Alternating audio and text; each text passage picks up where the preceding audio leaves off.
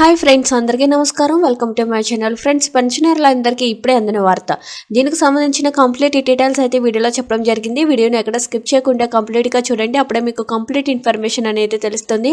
అలాగే ఇప్పటి వరకు మన ఛానల్ ఎవరైతే సబ్స్క్రైబ్ చేసుకోలేదో దయచేసి సబ్స్క్రైబ్ చేసుకోండి. సబ్స్క్రైబ్ చేసుకోవడం వల్ల ప్రభుత్వం నుంచి వచ్చే ముఖ్యమైన అప్డేట్స్ అన్నీ కూడా ముందుగానే మీకు తెలియజేయడం జరుగుతుంది. అదేవిధంగా లైక్ చేయడం మాత్రం మర్చిపోకండి. లైక్ చేయడం వల్ల ఇలాంటి ఇంపార్టెంట్ ఇన్ఫర్మేషన్ చాలా మందికి రీచ్ చేసిన వాళ్ళ మొత్తం. ఇంకా లేట్ చేయకుండా వివరాల్లోకి అయితే వెళ్ళిపోదాం. ఏపీ ప్రభుత్వం ఒక రోజు ముందుగానే పెన్షన్లను పంపిణీ చేయాలని నిర్ణయించింది. జనవరి 1న అందాల్సిన పెన్షన్లను ఒక్క రోజు ముందుగానే రేపు మంగళవారం పంపిణీ చేయనుంది.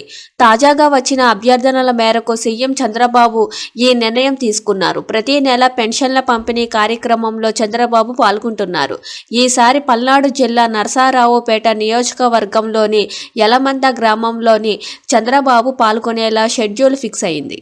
వైసీపీ హయాంలో వాలంటీర్ల ప్రతి నెల 1వ తేదీన లబ్ధిదారుల ఇంటికి వెళ్లి పెన్షన్లను పంపిణీ చేసేవారు.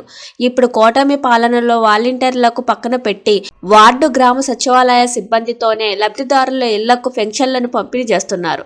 పెన్షన్ల పంపిణీ అంశాన్ని ప్రభుత్వం ప్రతిష్టాత్మకంగా భావిస్తుంది. పంపిణీ విధానాన్ని రియల్ టైంలో పరిశీలిస్తుంది.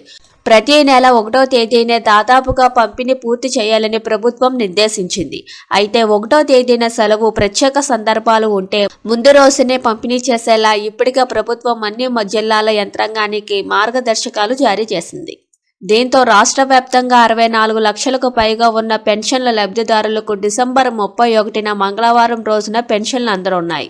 వరుసగా 2 నెలలు పెన్షన్లు తీసుకొని వారు సైతం 3వ నెల ఒకేసారి పెన్షన్లు తీసుకునే విధానం ప్రభుత్వం వెసులుబాటు కల్పించింది. దీంతో పెన్షన్ పంపిణీ వేళ అందుబాటులో లేని లబ్ధిదారులకు మేలు జరగనుంది.